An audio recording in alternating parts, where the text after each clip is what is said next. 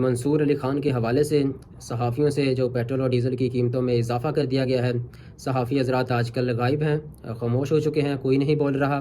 اور جب عمران خان کا دور تھا تب تو انہوں کی بہت لوگوں کی آوازیں نکلتی تھیں کہ اتنا پیٹرول مہنگا ہو گیا، یہ کر دیا وہ کر دیا، عوام کیا کرے گی۔ تو اب دیکھا گیا پتہ ہی نہیں چلتا کہ کب پیٹرول بڑھے گا اور کتنا بڑھنا ہے یا کتنا کم ہونا ہے۔ تو صورتحال تو بہت زیادہ عجیب و غریب ہے۔